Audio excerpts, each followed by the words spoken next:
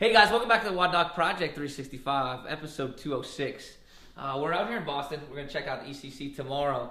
But for right now, we are talking about Airdyne in spandex, because that only happens in Boston. Everybody in Boston, Airdyne's in spandex. No, for seriousness, what we're talking about is two things. We have two setup points that we really want to talk about, two safety type points. And then we also have a performance tip. You know, because Airdynes, would you say that they're definitely now like a keystone of CrossFit? They weren't in the past, and they'll be a lot more.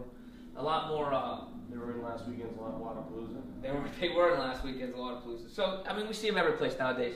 The only big difference that you're going to see between this Airdyne and Assault Bike is that the handles are much higher than the other ones. First tip that we're talking about is seat height. When we look at seat height, the important thing that we're looking for is when the pedal gets all the way down to the floor and it's at its lowest position. All right, we want the foot to be in a neutral position. We want the leg and the hip not to be overly extended, but we like to say it's in an athletically extended position, right? So something that where the seat height would be too high, then we kind of get this overextended hip. We don't want you have to do that, obviously. And if the seat height was too low, the hip stays in flexion all the time, and we're going to end up smoking out the thigh and the anterior hip flexors and stuff like that. So we don't want to do that. Secondly, once we get Chris going here, what tends to happen when people start pushing on these handles is they get that wonderful posture because they think that they're still at their desk job doing computer work. This position is atrocious, obviously, right? So we want to get the athlete, or Chris, well, I don't know if we can call him an athlete.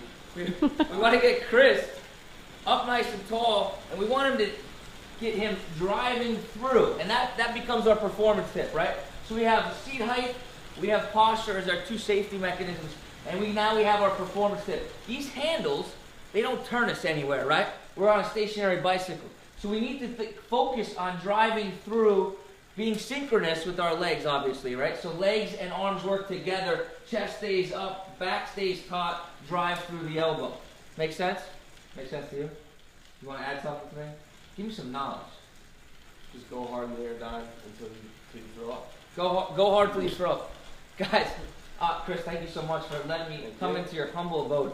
I guess everybody else here, look at 30-foot ceilings and stuff like that. Making fitness in the living room. Making fitness in the living room. I do that, but it doesn't have anything to do with the bike. Guys, until tomorrow, we are optimizing function to optimize performance. Hey guys, welcome back to the WODdoc Project365, episode 206.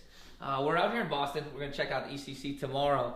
But for right now, we are talking about Airdyne in spandex, because that only happens in Boston. Everybody in Boston, Airdyne's in spandex.